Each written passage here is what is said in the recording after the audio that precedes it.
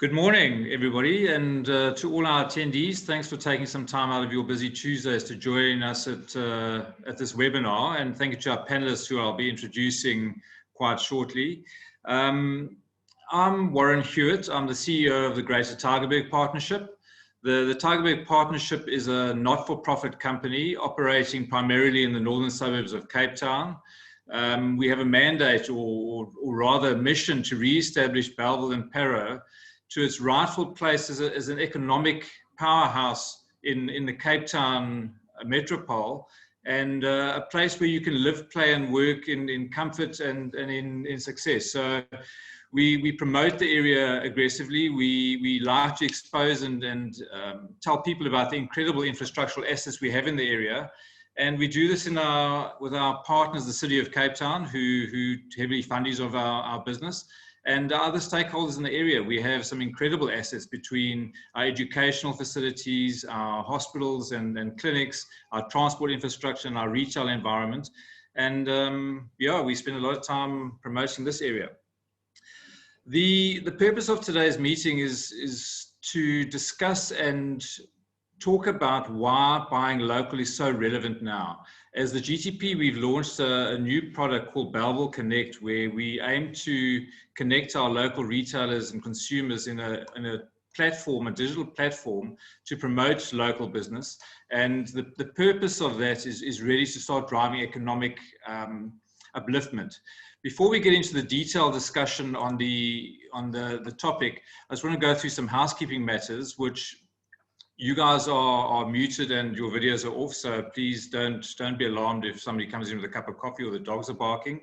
If you would like to ask a question to either myself or any of the panelists, please use the Q&A section at the bottom of your view page. We will attempt to answer those after each of the panelists have a chance to explain their points of view. I know we're living in a time of a digital era, and if there's a drop in bandwidth, please excuse us and bear with us if there's any change in technical issues. There will be the Q&A sessions after the panelists have spoken, and there will also be an exciting prize draw for one lucky attendee, and the prize being a Bellville Connect Power Player membership valued at 4,800 Rand. Which will entitle you to a whole lot of benefits in getting onto a platform, such as an unlimited e-commerce marketplace product placements. We've got directories and to drive deals into your businesses. So please use that with pleasure. The purpose of today is around why buying locally is so important. As I said, the GTP have recognized the importance of community support to our local SMEs. We have a proliferation of SMEs in the northern suburbs of Cape Town. But the COVID lockdown and COVID era has changed a lot of dynamics in what's happening in the business environment. And a lot of SMEs are feeling the pinch a lot more than some of the major big corporates who can sustain through a difficult period like this. And why is it so important? And we're seeing a lot of trend in social media around the discussion points of buying local is now more important. If we start unpacking that and trying to understand what that means for both you as a business owner or a consumer as to how you start supporting your local community and your local businesses, and how we can collectively start driving upliftment. As South Africans, we're generally quite resilient. And if I've looked at our history, invariably we'll make a plan. So what do we do to start doing that?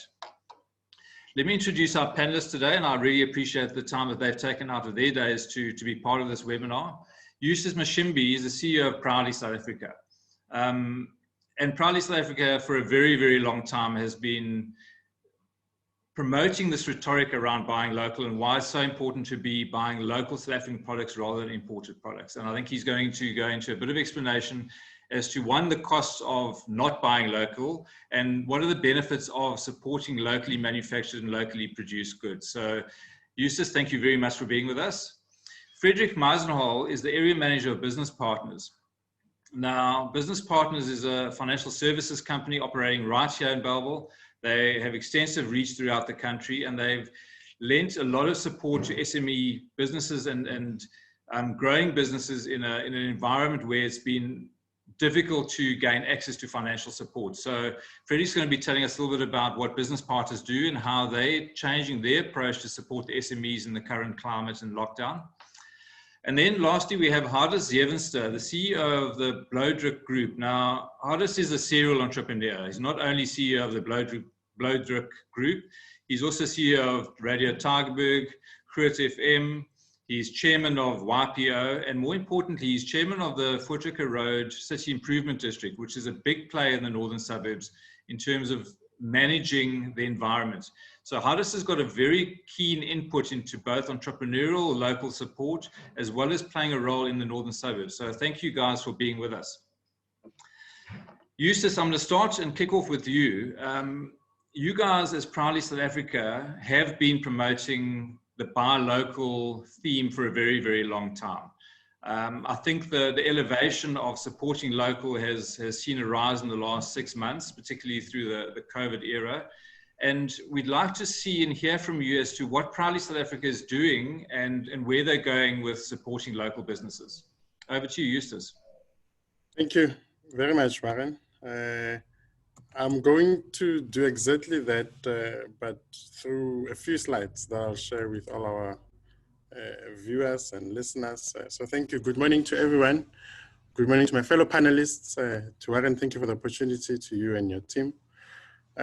What we are is a buy local campaign, and we seek to influence buying that happens in the private sector, in the public sector, as well as in private households, with the sole intention of making sure that we can create the jobs that are part of those value chains, as well as sustain the jobs that exist in those value chains.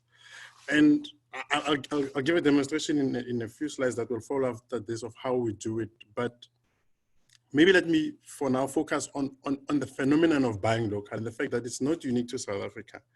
That in fact, in countries like the US, it's even legislated. In 1933, they introduced the Buy America Act. They followed that up with other acts. In 1933, they had started with the first act. They had a Buy American Act in 1933. In 1982, they came with the Buy America Act, and they issued an improvement to that act in 2017.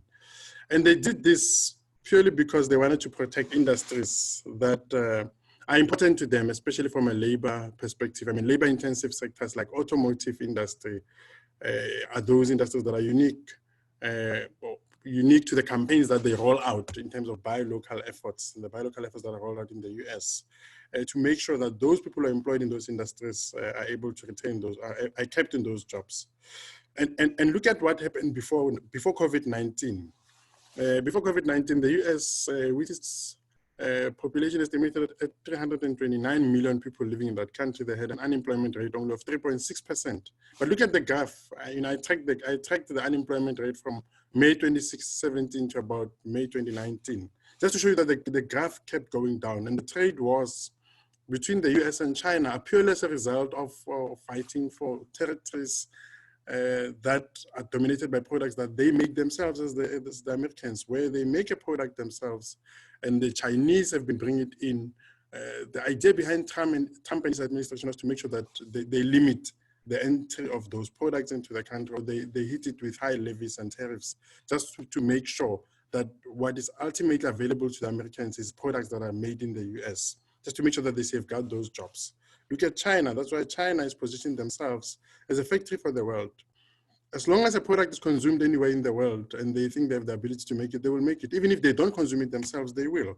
So it just shows you the power of manufacturing and the power of the ability to make products that are consumed, whether by yourself or any market in the world. And look at the numbers: 1.4 billion people living in China, but only unemployment rate of only 3.67% as at January 2019. And look at the graph from 2016 all the way to 2019, where the graph just kept going down, showing you that these economies that are strong in terms of industrialization and making products that are consumed all over the world continue to have the ability to absorb more of their people in their economies and in their jobs. We as South Africa, on the other hand, have a population smaller than the US, 59 million by far. They have 329 million people living there. We had 59 million people. But look at the number of people. They had 6.2 million people that were unemployed as per the graph that I showed you. But look at us, already we're at 7.1 million people. More people were unemployed in South Africa compared to the US before COVID-19. They had 6.2, we have 7.1. And this excludes all those people who are discouraged.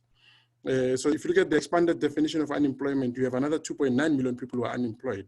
So in reality, about 10 million of our people were unemployed before COVID-19 hit our shores. And that's why we're sitting at 30.1%, which is the highest level of unemployment in the history of the country.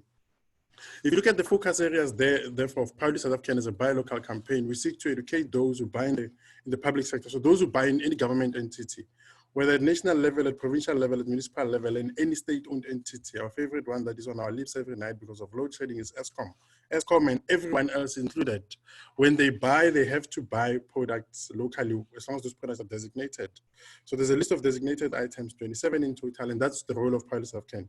To make sure that we track the tenders when they're issued, we ensure that those who ultimately get those tenders are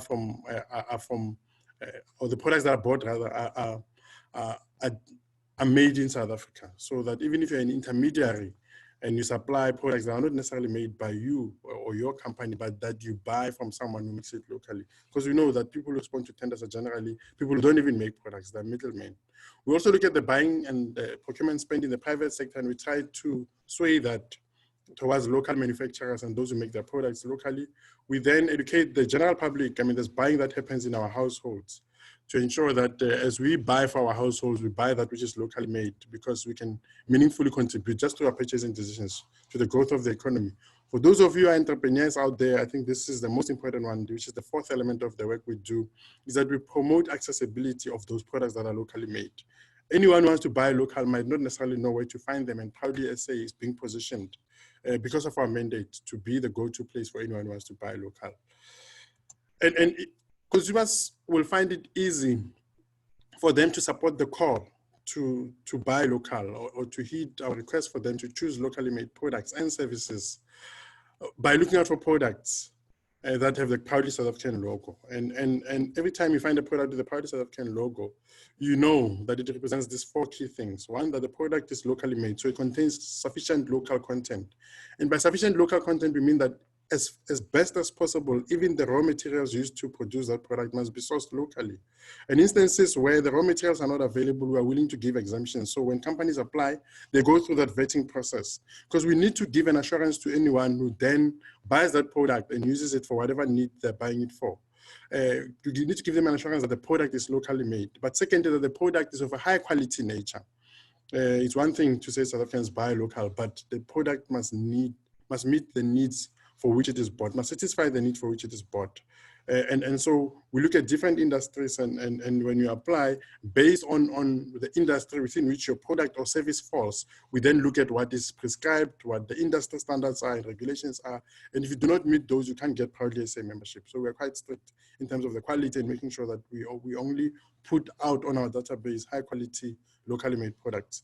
Lastly, is that the products that carry the Proudly South African logo are made by companies that adhere to fair labor practices and the labor legislation of the country, as well as help us preserve the standard, the environment, by implementing sound environmental practices, such as disposing of their waste responsibly if they are manufacturers, recycling and reusing material where possible. There is perception out there, and I thought this slide, I deliberated with myself as to whether to put it in or not, but I thought it was important because there is perception out there that is expensive, Warren. They think Proudly SA membership is expensive. It's an elite club of big corporates and conglomerates who can pay huge membership fees to us, whereas it's not. As an entity with turnover of less than 5 million rands, all you pay is 500 rands per annum. And so, as you see on the screen, it's not expensive. Between 5 million and 10 million is 1,000 rands. And the most that is paid by any company that affiliates with us are these huge corporates that affiliate with us who have 100 million rands turnover and above, and they pay 100,000 rands per annum. Some of the benefits I will touch on, but I think I want to touch on this too, and then my last slides will then touch on all the benefits that are there for members of Proudly South African. The main one is the use of the Proudly SA logo. You can then identify yourself, the services you provide, the products that you supply as locally made. You can use it on all your collateral, on your business cards, on your websites, on your vehicles, and anything and everything that you put out there to identify your email signatures, and those who then interact with your entity will then know that the product is locally made. We then focus all our efforts on access to market platforms, and I'm going to touch on this through dissecting it in terms of what we do for the public sector and what we do for private sector procurement. For the public sector, we rely a lot on our database, which is now integrated with the central supply database of government. Because if you want to do business with government, you have to make sure that your products are registered on the central supply database. And so we look at the designated items. And quick examples is furniture, is transformers, is clothing and textiles, is all your linen, is all your footwear.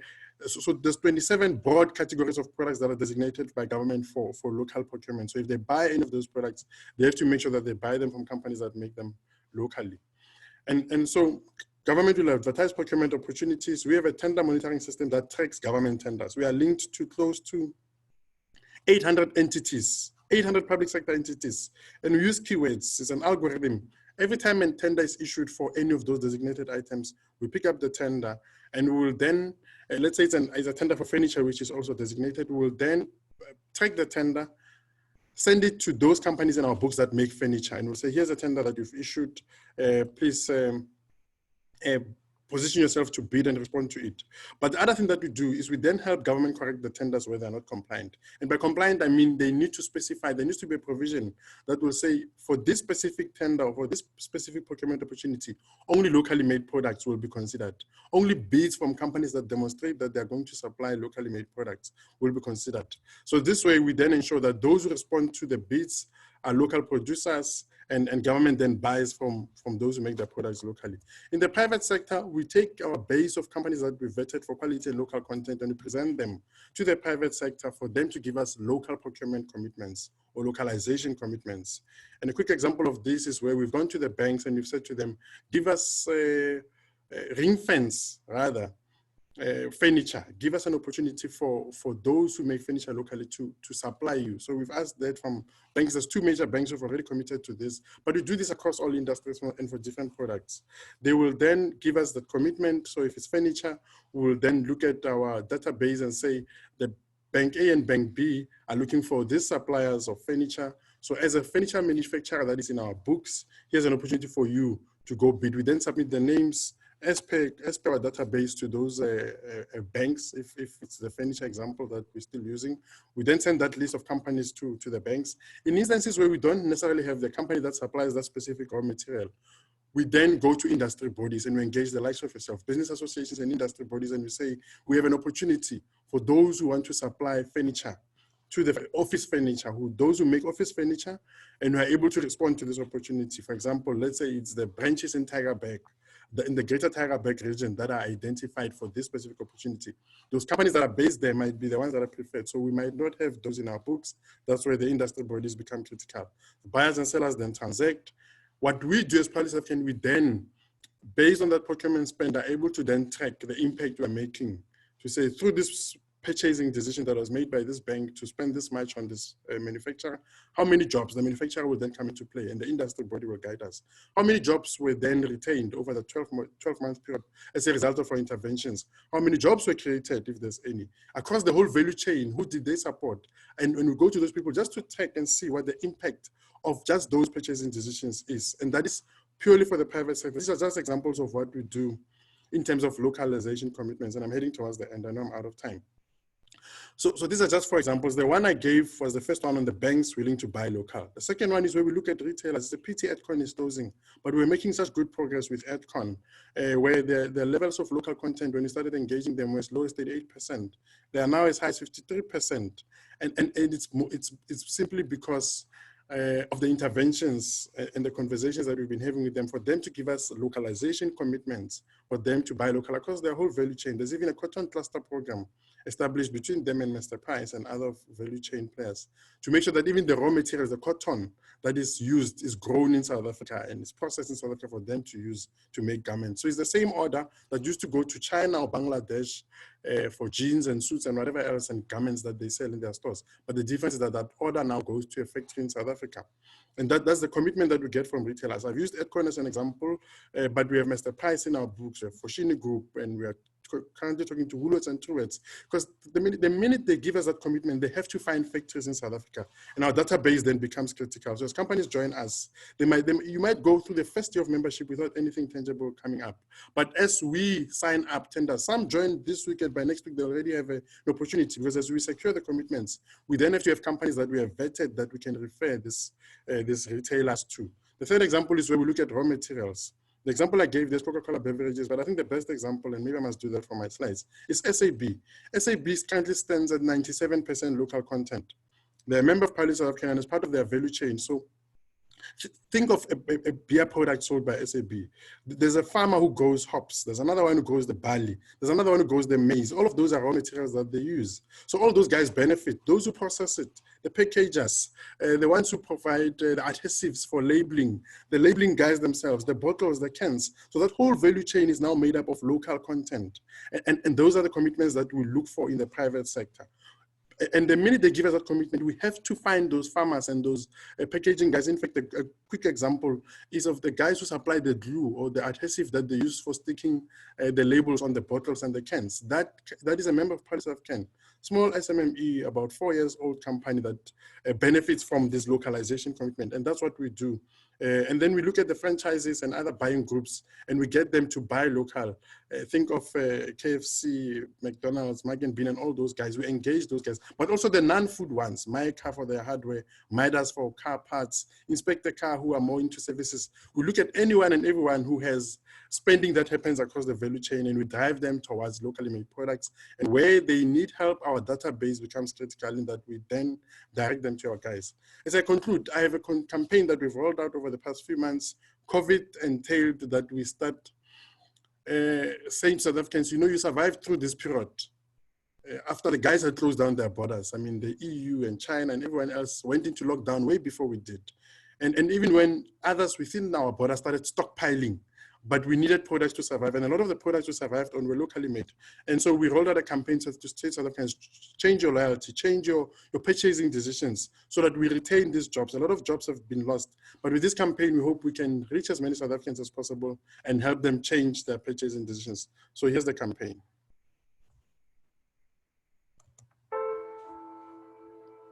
The second half is about to begin. We need to change the scoreboard. It's time for all of us to pause and rethink the game plan in order to save the future. I call on all of us to be game changers because greatness isn't reserved only for some people. By buying local, we're choosing to create jobs and sustain the ones we have. Time and time again, South Africans have taken destiny into their own hands, creating products that the rest of the world wanted to buy. See, the world remembers about us, what we sometimes forget. But it's time for change. Let's all buy local. It's game time. Zanzi. Local is lekker. Everyday decisions shape our future. And that's the campaign. We rolled it out across multiple broadcast channels as of the 3rd of July on SABC, on MultiChoice, on ETV. And we hope it reaches many more South Africans as we continue to roll it out on digital platforms, which is a campaign that we started a week ago to try and reach those who spend their time on digital platforms and social media. We then have an online store where everyone who has a product that is consumer facing can sell their product on this online platform at no cost. It's about access to markets. It's about making sure that South Africans have a place where they can go and know that every single product that is on the platform is locally made. And it's at no cost. As a member of Parliament South Africa, you can sell your product on this platform for free. It's aimed at competing with all your online stores, whether it's Bid or Buy, whether it's Take a Lot, and anyone else that you can think of. The difference is that as we start putting it out there, because the focus has now been on populating it with products and the different ranges of products and services. But what we want to get to is a point where once we start making the noise, South Africans know where they can go and find locally made products every time they want to buy on online platforms. And rsamade.co.za is the handle. If anyone is interested in membership, write to us info @proudlysa.co.za. We'll be able to assist you to become part of this campaign. Thank you very much, Maren. I know I went over my time, but thank you. I thought I must cover everything. Thank you. Eustace, thank you very much. I think that was fascinating. And I think the Proudly South African banner needs to be carried right across. I know we in this area have, as I mentioned, a proliferation of SMEs. I think we have over 4,500 SMEs in the northern suburbs area. And I think the benefits around association with Proudly South African is critical in understanding how you can make those connections to some of the major retailers and major businesses. And it doesn't matter how small our product or our service is, that the connection can be made, which will further grow not just jobs, but local businesses and the local community economy. Thank you very much for the input. I know there's some Q&A questions coming in, so please, if there's anybody who has a specific question for a delegate or one of the panelists, please pop it in the Q&A tab. I know George has already posted a question around the statistics of what percentage of locally manufactured goods are sold in South Africa versus imported. And I know, Eustace, we'll come back to that question a little bit later on. So if there are any other questions, please put them in the Q&A box at the bottom. Eustace, thank you. Our next panelist, Friedrich Meisenhol, Area Manager for Business Partners.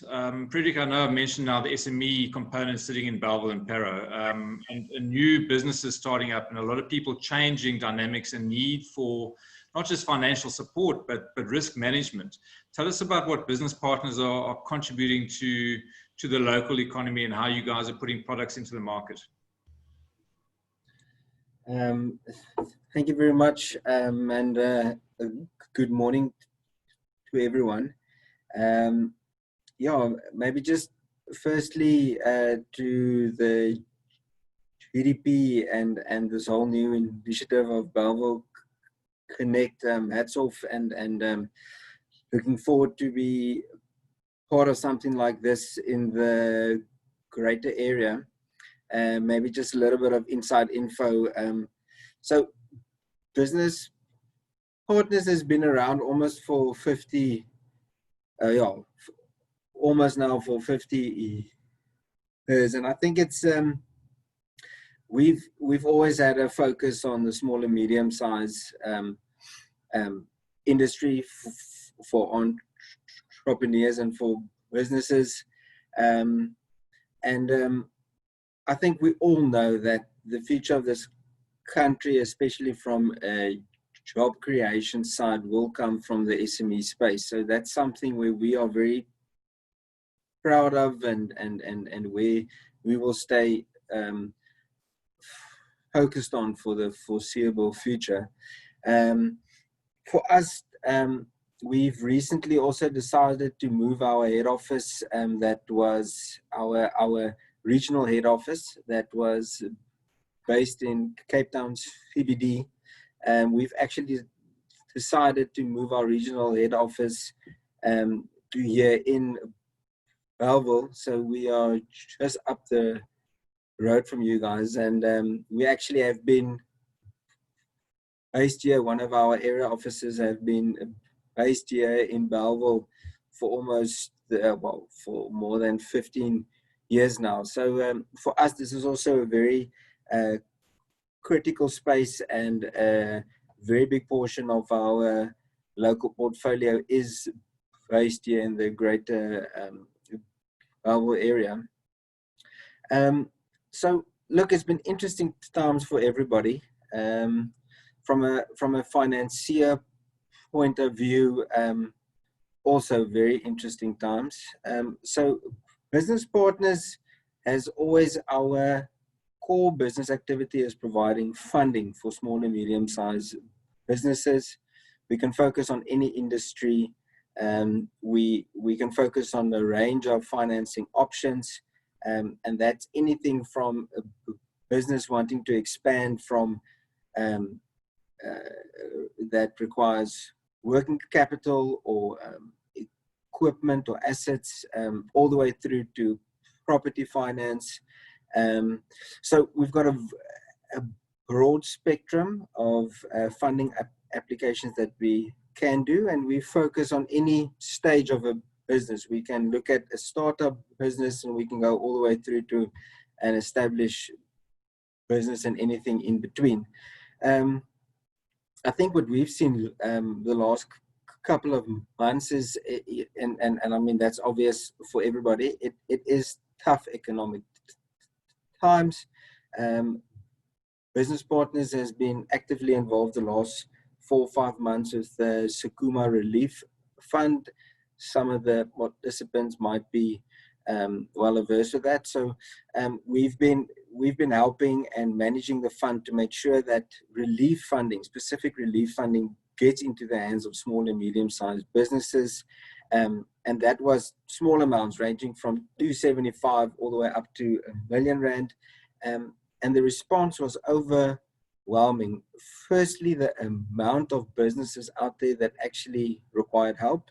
And then secondly, the small impact. Well, we sometimes think a little bit of money can't go that far. But in this time, just to make sure that you keep the wheel turning. And I think for us going forward, that is a big focus, is to identify businesses that we know have longevity, and especially in this period, to make sure that we can help them over that hurdle.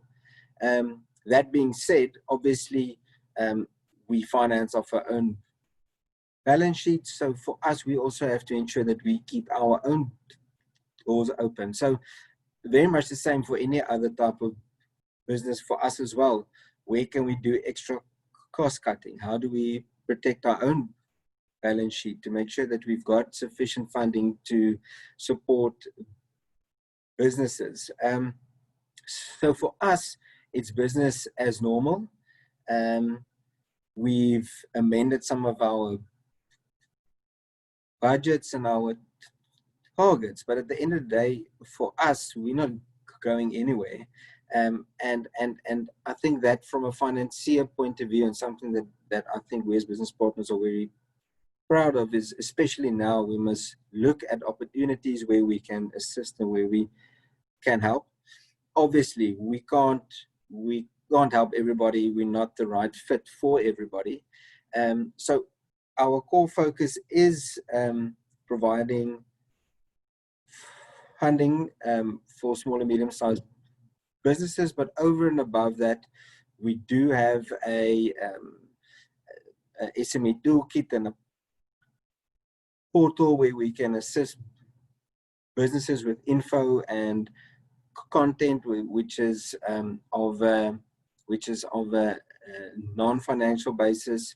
We have access to a technical fund where we can assist our existing clients and new clients with additional soft money to help them with technical issues also within the business. So without going into too much detail around that, I thought I'd maybe just share a few short comments, especially for the small and medium-sized businesses currently out there, and this whole thing of buying local and focusing on your local community. There's sometimes this misperception that, you know, when you look towards importing resources, that, you know, it's all about the pricing model. But from a financier point of view, a lot of the times we would get clients and they haven't necessarily done the homework around all the hidden cost involved with importing, and that's ranging everything from additional import taxes, additional costs, handling fees, storing fees. So there, a lot of the times there is this misconception. Over and above that, when you buy local, there's a lot of benefits. Products manufactured locally is focused on the local market. If it's sourced local, you usually have a much better aftermarket service. If you can build a good relationship locally, the chances are much better that you would be able to negotiate better payment terms.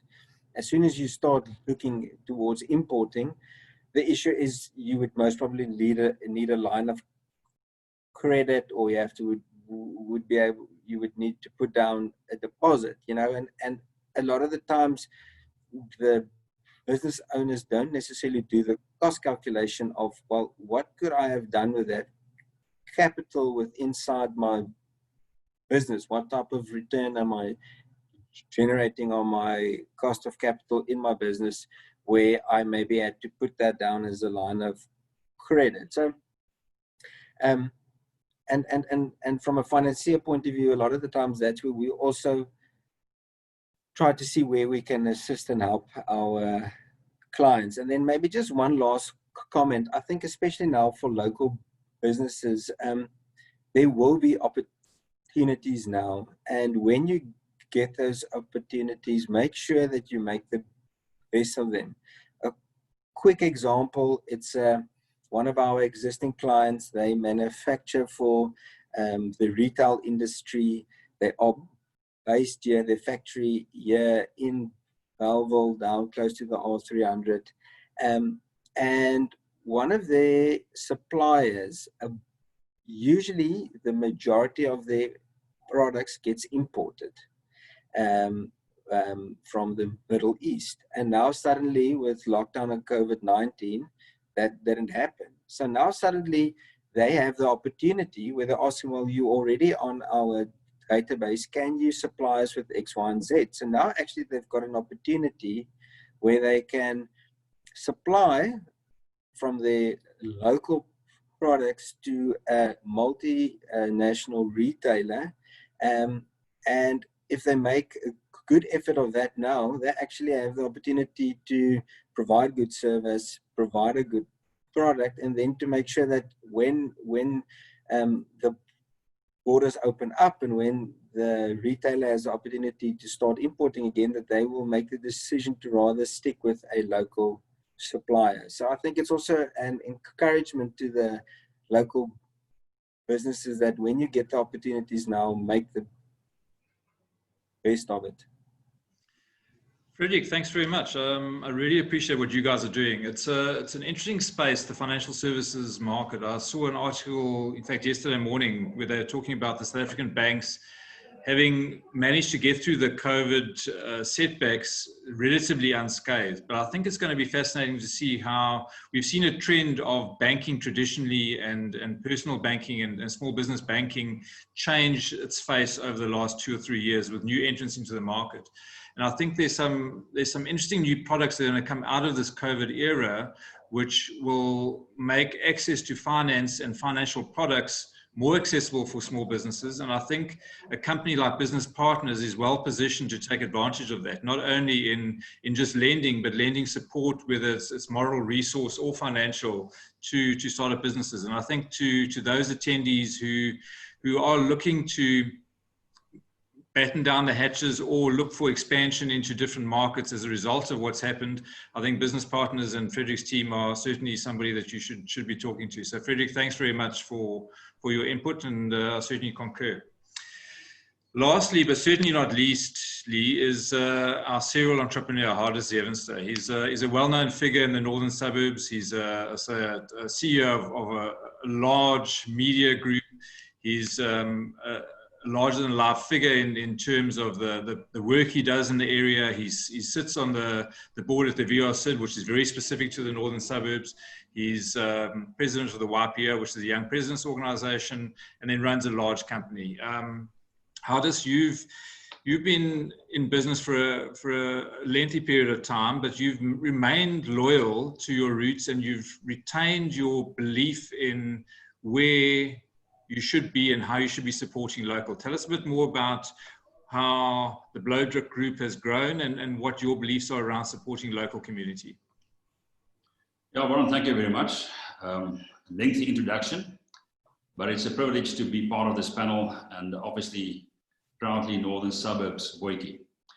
But to go back into the history of our business, especially this group, it's a niche market business. It's a media business, as you know. And sometimes you just get dealt a hand that you didn't plan for. And so in our case, initially, the decision was not to go local. We wanted to go broader and bigger and nationwide, but the media industry is very much regulated by the ICASA, which is the Communications Authority. And we only got a license to broadcast in the Western Cape. Now, there was a choice. We could either complain about it, or we could embrace it and say, what can we do in this specific localized area? And that's what we did. So we embraced that and started to engage with the local community, and especially the business community. And let me tell you, that's why I'm very excited about this Bellville Connect initiative, because our success is 100% attributed to the connections that we made with local business, local initiatives in the community. And then in 2010 already, we received the award as the Business of the Year from the Tygerberg Business Community, or the Business Chamber of Commerce. And that was just confirmation to the strategy that local business combined with a very strong shared vision will bring major success. And so we had a lot of commercial success with that. As you all know, that we focused on a niche market, which was the Afrikaans market and the gospel market, the Christian market in the Western Cape, which is big. Not many people realize that Afrikaans is still the #1 language in the Western Cape. And the Christian community, obviously a fairly big community. And we built the business plan around that to engage with business, with marketing strategies around this radio component.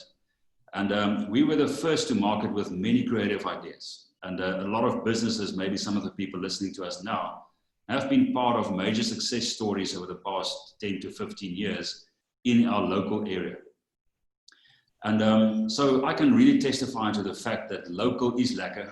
It really works. We connect well, we share visions, and we dream big. Then in terms of opportunities local, I mean, it's just so many opportunities. When there's a crisis like we faced with COVID, it's always now the time to be very wakey and to see where we can find these opportunities. Now in our scenario, maybe I can give you one example. We all know that there's a lot of retrenchments going on, and especially in the media industry, we're not spared from that. So Media 24 had to let go more than 600 people this past 2 months. So there was a wealth of experience of seasoned journalists that was now all of a sudden unemployed.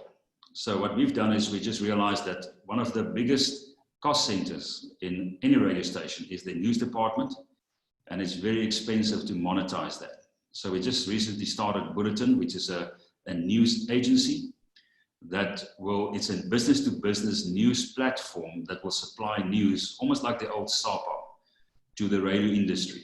So now what we've done is we've employed a couple of these journalists. We've created this platform, business-to-business platform called Bulletin. And now all of a sudden, most of the radio stations in the country already are making use of our services. We've got more than 60 clients already, and that is growing. So just to show you again that there's massive opportunity for local businesses if we are awake to spot the opportunities that will come when the crisis hits any economy. And then obviously from a marketing point of view, our major successes was always Blowdruk Media as well, which is a media agency that focuses very much on the Afrikaans market, which is a niche market. And we specialize in the radio component and also television. So any Afrikaans radio station is part of our network, and also television, KNet, VR, and all the rest. So we've got major clients on board that we do campaigns for on a national basis, but also on a local basis. And again, if you look at this, the media business that we've got, the bulk of the business is still local, is your SMEs in your local area. And that's why I agree with Frederick. We can't underestimate the value and the power and the influence that local business will have in the future of this country. And that's why I'm a very strong advocate that we should always keep on supporting local business. That's where the real change management will happen. That's where real leadership will come from. And we've seen that in the past few years, again, not just in our Blowdruk group, but with our involvement with the VRSIT, with GTP, and everything that's been happening around that. We've seen so many changes in the northern suburbs, and all that changes was initiated by business people, local business people, who take this area seriously. And it's not just here to make a buck, a quick buck. We realize that Yes, profit is extremely important, but it's just as important to make a difference in your local area. And that's why these networks is so important. So the reason why we've been successful this past 15 years is 100% based on local joint ventures, networks, working together on major initiatives in the community. And that's where our strength lies, is to make sure that we take people with us on this journey. And well, that's in short what I can tell you about our initiatives this past few months. Aldous, thank you very much. I think the example you used around the newsroom, and it'll be very similar to a lot of businesses who've experienced a change in their modus operandi and a change in their typical markets as to our flexibility. I touched on it right at the beginning of the introduction as to how resilient South Africans are and our willingness to adapt to situations that are thrown at us. And I think we should be proud of that ability. And I think that runs across the entire nation. And I think the adaptability to new markets and taking our initiatives into a new space, and there are a multitude of examples, but that's a very good example of how that's worked. And I think that kind of thing, once it's received exposure, needs support. And our message is really for our local communities to start supporting those initiatives. So when you see your neighbor starting a new business or changing tact, support that business. Don't brush it off and ignore it. So I think it's a fine example of how adaptable and flexible we are as South Africans. We have been receiving some questions. I'm going to start looking at some of those now. If there are any specific questions for any specific panelists, please pop it into the Q&A box at the bottom of your question. We're going to take some questions now. I have a question here for Eustace around, as I mentioned, the stats between locally produced and sold products versus those imported. Eustace, do you want to have a go at that? I'll try. One of the exercises that we embarked on as Proudly South African is an import replacement program to try and identify which products are coming into the country by value. And in partnership with the industry bodies responsible for those specific products, we are able to then ascertain what the levels are, what the split is between that which is locally made versus that which is brought in for that specific entity. So in terms of market share, who has what percentage of market share, imports versus locally made products. So we have that per industry for the top 100 items that we have embarked on identifying as to, you know, what products are coming in, and is there space for us to then find local alternatives for those products. So only on an industry by industry basis, we're able to do that. You don't have a global percentage to say this is based on consumption, what is imported and what is made locally. But in terms of strategies that are being deployed over and above this import replacement initiative that we initiated as Proudly South African, there is a wave of industry plans that is coming out. So, for example, for the poultry industry, there's a master plan. There's a master plan that looks at the clothing and textiles industry. There's one that looks at furniture. Just all those industries that are under pressure. I mean, sugar has one. There's one that is broadly looking at agro-processing. And the master plans are driven as public-private partnerships, where government says this is what the contribution we will make from a policy level and investment, etc. And this is what the private sector needs to bring to the table. And all of it seeks to stimulate localization and local procurement. So a quick example is where the automotive guys, in the automotive industry, when you look at the automotive industry master plan, government will increase the amount of incentives that it will make available to these OEMs that are making vehicles in the country. But in exchange, the OEMs need to commit to buying from local players who make components locally. So outside of what is brought in from outside of the country, because it's not necessarily available. I mean, if you think of BMW and some of those guys, the Germans will still send you the engines down here.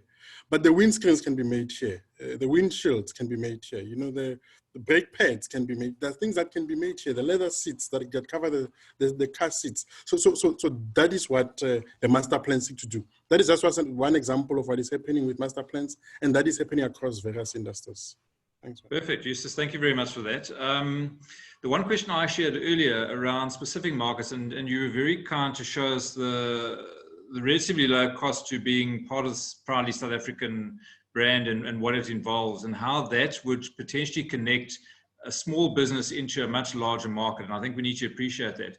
And my question to the panelists collectively, and from finance to media to the branding, is how do we, in an area like the Tygerberg, Bellville, Para area, collaborate, potentially the 4 organizations that are on this panel, to promote our local businesses? You know, can we collectively start saying that there is a way to market be it a special, a discount, a product that we can bring into the local businesses? And I'm gonna go to Hardis first, and then Frederick, and then I'll have a go at what we can do. Yeah, Warren, there's always a way of doing it. Obviously, when it comes to marketing, that's our business. And so we've done various business plans for many organizations. If you talk about a region of how we can work together, that's something we can definitely discuss. And we've, like I've said, the one big advantage of our business is the agility of it. So we can make very quick decisions. We can formulate strategies and plans that are very creative, and take that to the market. I think the more creative we can be, the more success we will see, because people like to be inspired. And when they see local business people rise to the occasion, they are really inspired.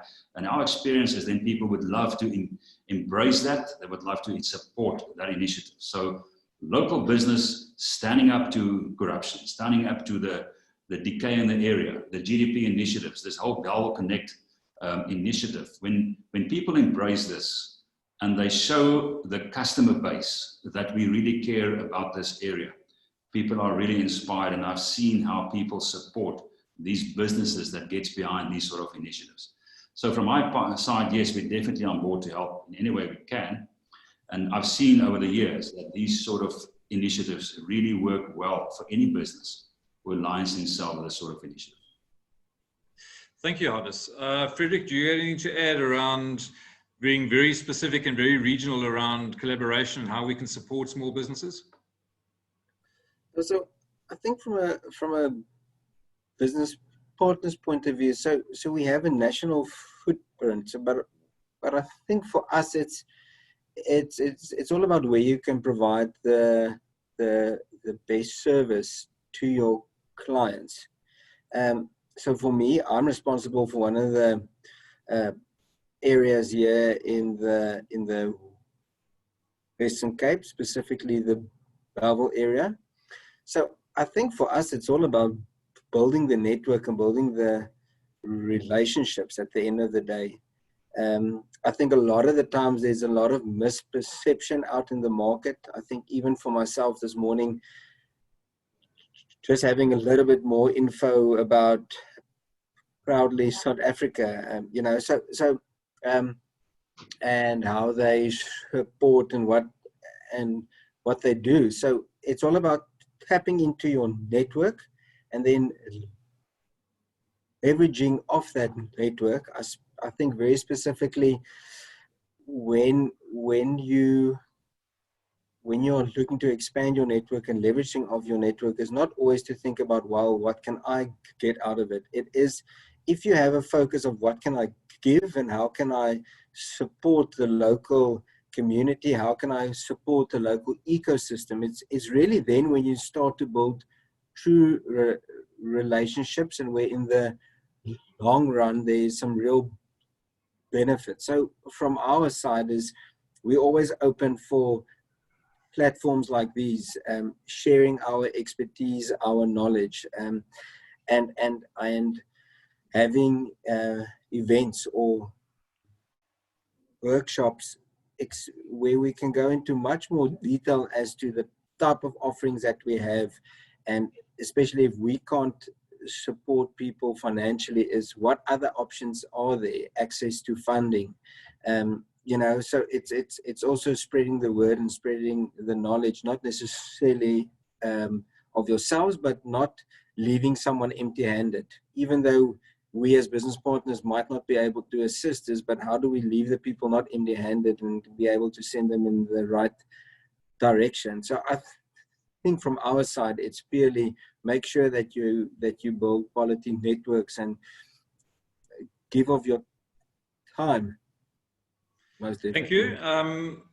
certainly from the GTP side, and I think this might be an opportunity, and it seems like a bit of a challenge. I know we've got a lot of small businesses out there, and maybe I should take the onus as the GTP to start looking at putting together business people like the panel we've got now and start packaging a product to our local market as to how they can increase their access to market, be it a services industry or production and goods industry.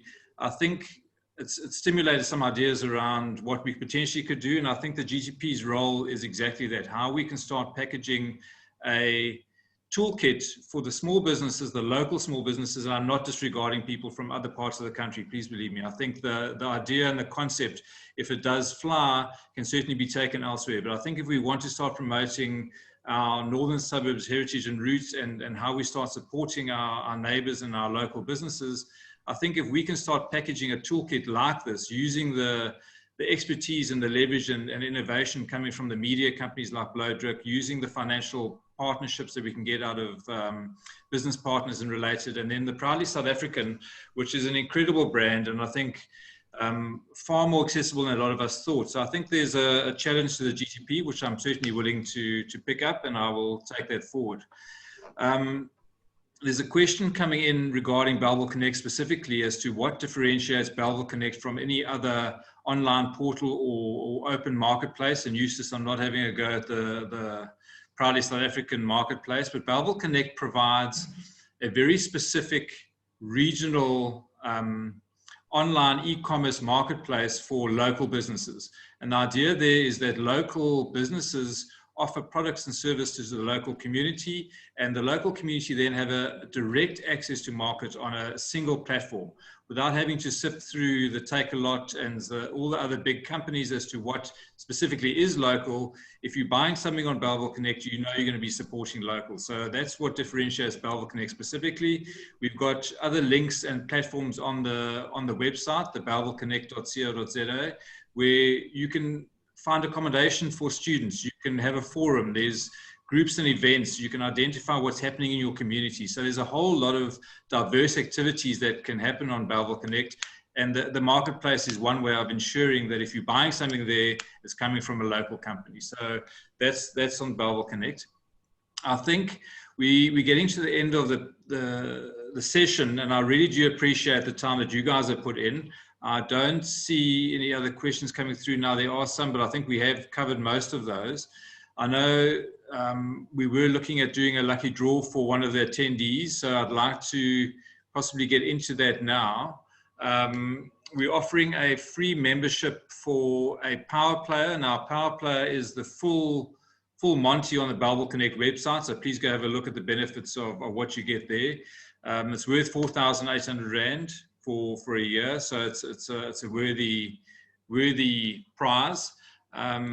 If we can have a look, and I'm waiting for some notification from my team as to. Okay, so we have a winner, Daniel Stegman from InfoCare Health. You're the lucky winner of a Bellville Connect membership. So well done, Daniel. We'll be in contact shortly regarding getting your listing up and done on Bellville Connect, and you'll certainly hopefully see the benefits of that. And hopefully within the next couple of months, next time we have a webinar, you can give us some feedback as to how it's grown your business and how you benefit from the membership. I'd like to just finally thank everybody again for their time on a busy Tuesday. I think there's a lot more that can be unpacked around buying local and what we can do locally. The Greater Tygerberg Partnership is here as a support structure. We're a facilitator. We link businesses, not only private sector, but public sector, educational, etc. So we really are a facilitator in the area. Use us, call us. Our details are on the webinar. We have recorded this session, so it will be available on all the channels, the social media channels. It will be available on Facebook, and it will remain available for review. I'd like to thank our panelists for their time specifically. Eustace Mashimbe from Proudly South African, thank you. Harder Zevenster from Blowdruk, thank you very much for your time. And Frederick Meisnal, thank you for your time. If there's anything else, please be in contact with us directly, and we look forward to being being in contact again in future. We're hoping to hold these webinars on a monthly basis, and we'll refine our process as we go forward, but I think there's some exciting times ahead. We will be sending an email to all participants with all the details and contact, so don't panic about who's who and where to get hold of them. We will send that to you. So thank you very, very much. Thanks, Warren.